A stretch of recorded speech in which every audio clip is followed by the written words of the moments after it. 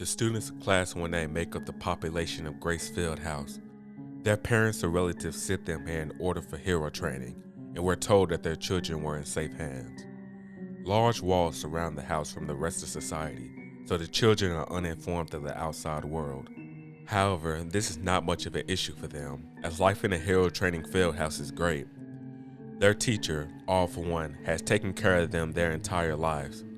The kids live satisfying lives until they are finally able to become heroes. But this could be further from the truth.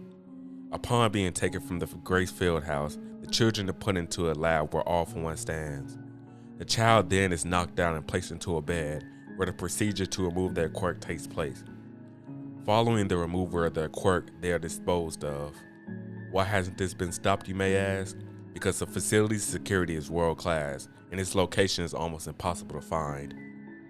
Can the students find a way outside of this house, or will All for One successfully remove their quirks to become the strongest? Here's the tale of the students of the Gracefield house. Grass and flocking birds continuously catch my eye as I stare outside the window.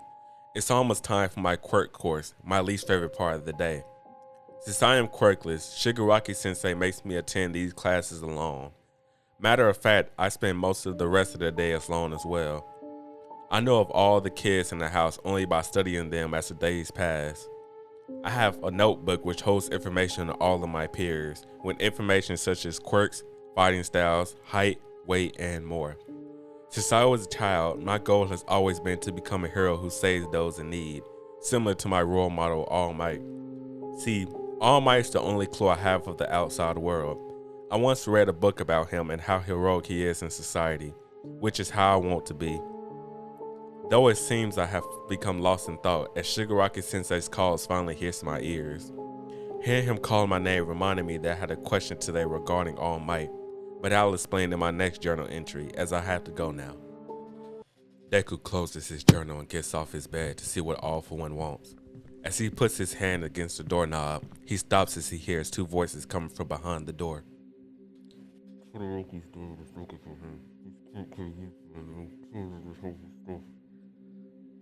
He cannot catch everything said, and that is all he can make out.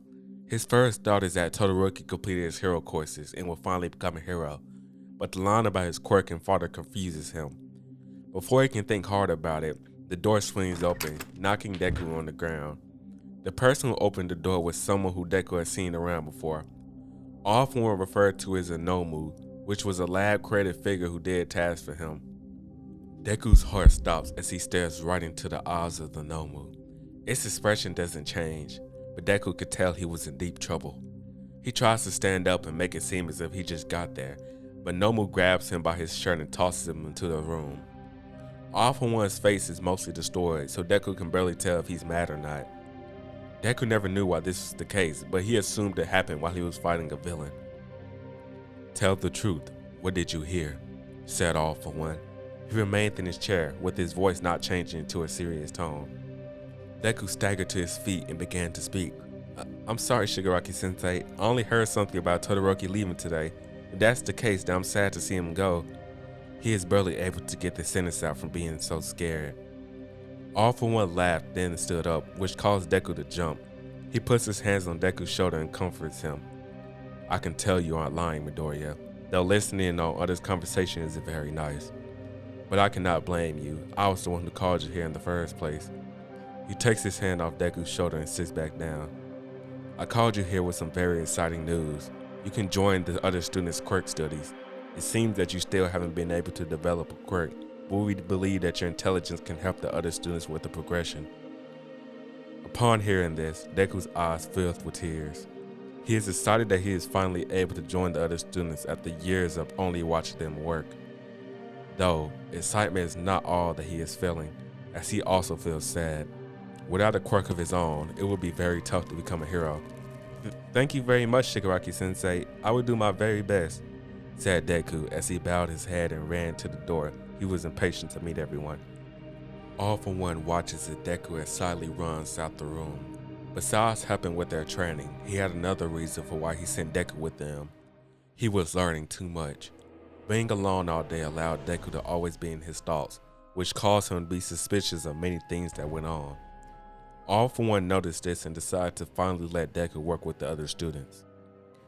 Deku runs to the cafeteria door and puts his hands on the handle to open it, but he hesitates. This was due to fear. These were all kids he has never met before, so how should he act around them? He does not have much time as the door swings open and pushes him down again. Deku finally gains his vision back from being knocked down and looks up and sees Todoroki, who is carrying his bags. "My apologies," said Todoroki while offering a hand to Deku. Deku wipes himself off and shyly shakes his head and says it's alright. Deku thinks back on his journal entry of Todoroki. Name, Shoto Todoroki. Quirk, Fire and Ice. Though he seems to never use fire due to an incident that took place in the cafeteria, leaving one student in the nursing office. While Deku was thinking about all of this, Todoroki had already walked past him for All For One's office. Deku begins to step into the cafeteria, but he stops as something crosses his mind. It was his suspicion that he held earlier. While he was reading about All Might, he saw something about All Might's rival. The report said, "A fight between All Might and his rival All For One took place last night. All Might gained the victory and All For One was detained. The damage that All For One took is very recognizable, as his entire face seems to be crushed. The commission is still deciding on his sentence, but it would definitely be longer than a decade or two." This reminded Deku of Shigaraki Sensei, whose face is almost unrecognizable. Though, his suspicions were not too high, as it said All For One is detained and Shigaraki Sensei is here. Also, this report came from before the kids were born, meaning that All For One would still be in prison. Regardless of this, Deku still decides to follow Todoroki. He slowly steps through the hallway, his heart beating faster and faster with fear being caught.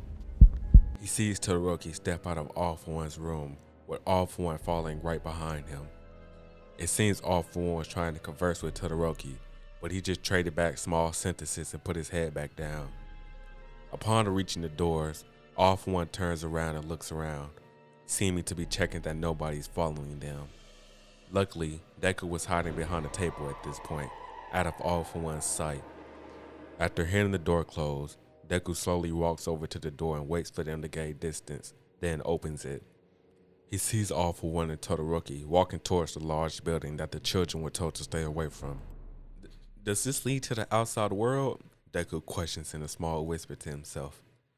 After some time, the two of them reach the building, with Deku telling a good distance behind them. All For One opens the door and asks Todoroki if he is ready, then leads him inside. Deku walks towards the door, then he hears a twig break.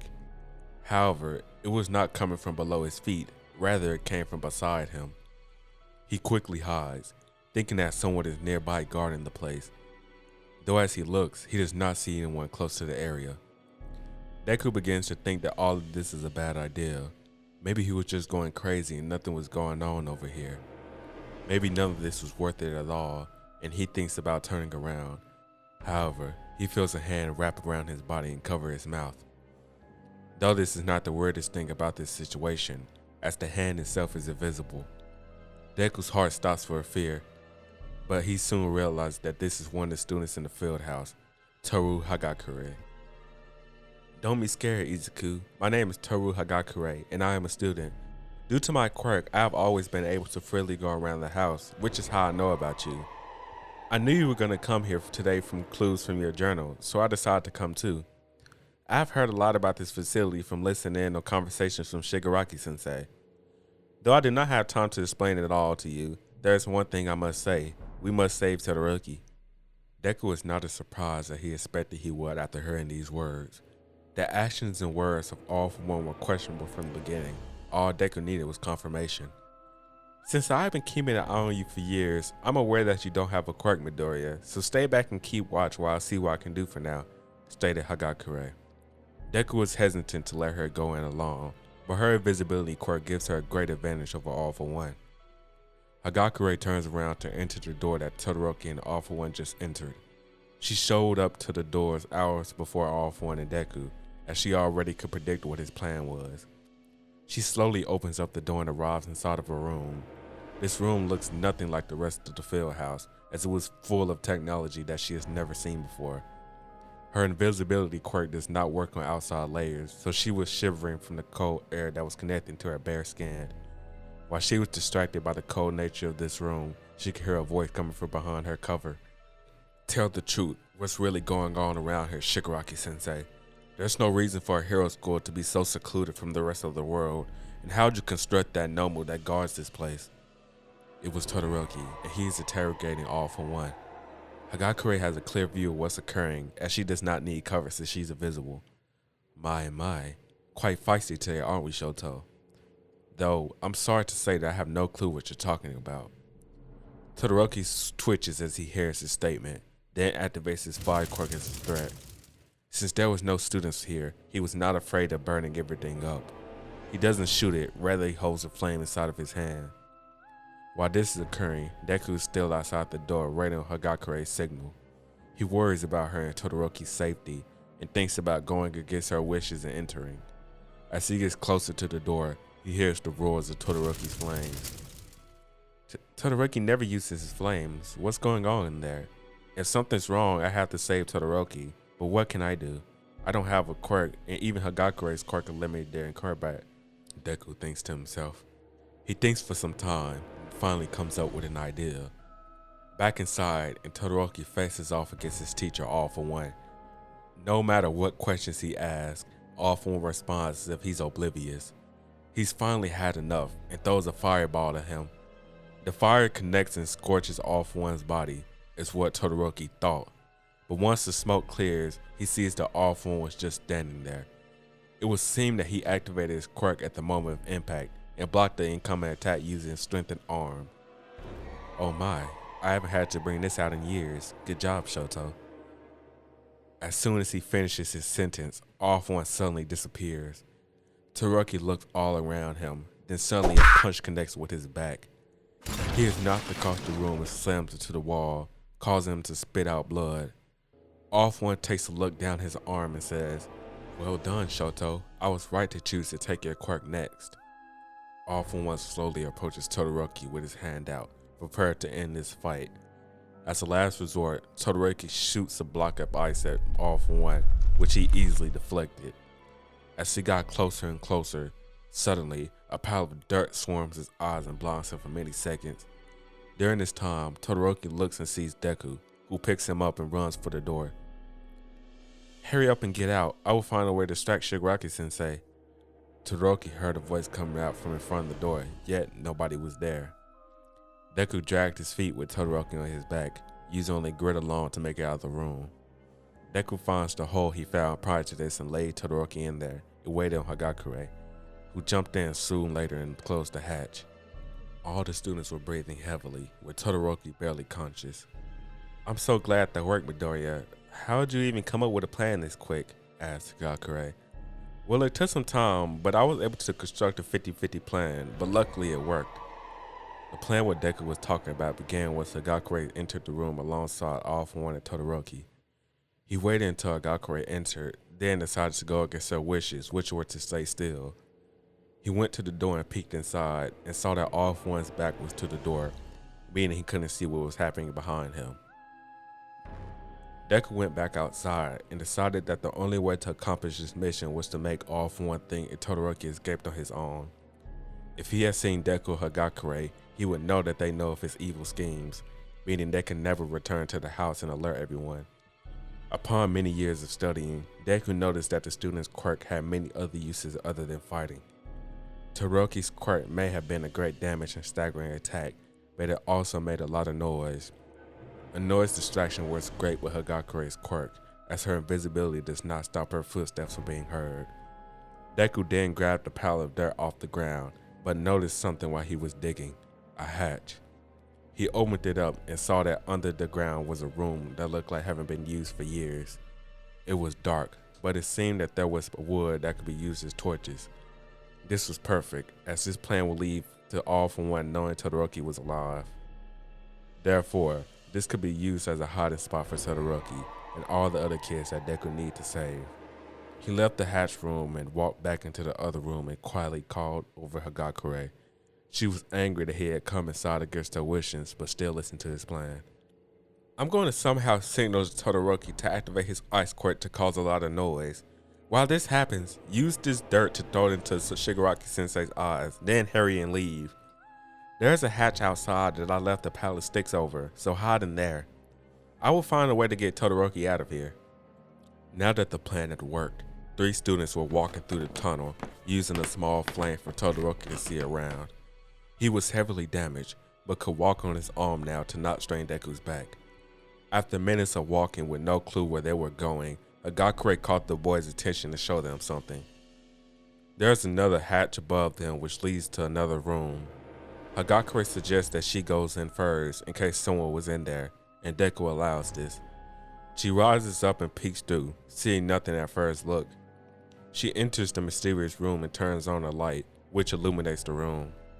Deku and Todoroki hears a gasp, so they rush up and enter as well. They did not expect what they saw next, as all 3 of the students held their breath.